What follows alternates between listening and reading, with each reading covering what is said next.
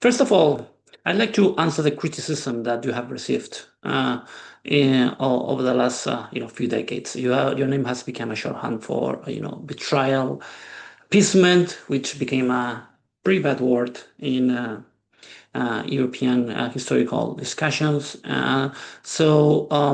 What do you have to say to your critics and to those specific accusations in particular?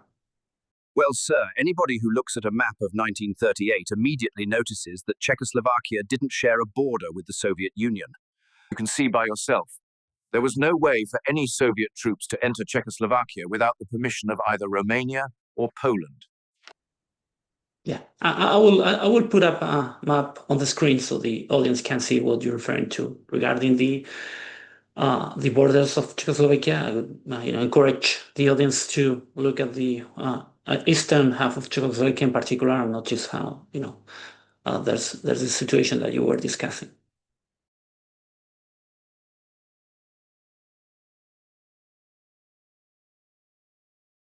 Thank you, much obliged.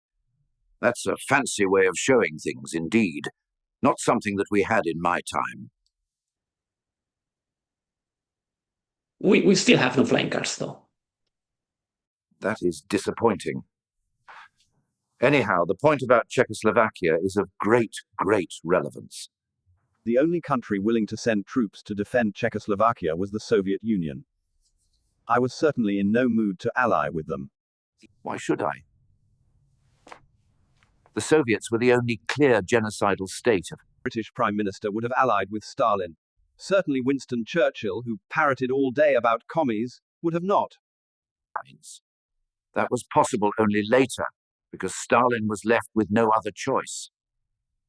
So I didn't have a mandate. I wasn't elected to defend Czechoslovakia and start a world war in the process, nor did I have any allies. France had signed a defense pact with Czechoslovakia, yes, and they talked tough. They still had no real appetite for war. If it came to blows, as we know now, the French military plan called for a defensive stance. I see. So this has been a pretty controversial issue. So specifically, I would like to get your response to the criticism that you gave up Czechoslovakia for nothing. What do you think of that criticism in particular? I would tell my critics to study history. Had we gone to war in 1938, first of all, we would have lost because Czechoslovakia wasn't defensible. Even worse, Germany would have been left as the military and even moral leader of Central Europe. We would have proven Hitler right. You see, we would be the democracies willingly allying with the butcher Stalin. We would be rightly denounced as hypocrites. Instead of pushing for what I knew was impossible, I extracted a promise from Mr. Hitler, so that everybody would plainly see how things stood. Hitler didn't need to promise anything. It wasn't me who let him take the Sudetenland. He would have taken it regardless.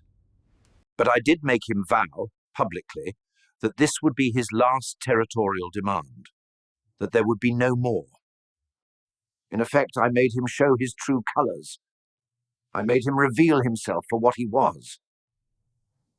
Months later, when he took the remainder of Czechia, Mr. Hitler was exposed as a liar and a cheat with whom nobody could be expected to deal fairly.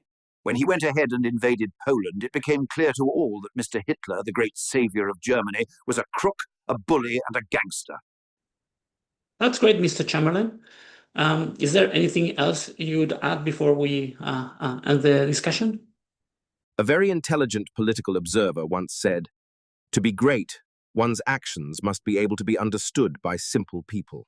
That was Clementine Churchill, writing to her husband in 1916, when he was in the Western Front. Thank you again, Mr. Chamberlain. For you guys who are watching this video, there's a link at the bottom, so you can see all the sources and detail about the circumstances and the discussions that Mr. Chamberlain was referring to in this video. So I hope you guys enjoyed the discussion. I hope you guys will have a look at the text at the bottom, which is where you have all of the important detail. See you guys later.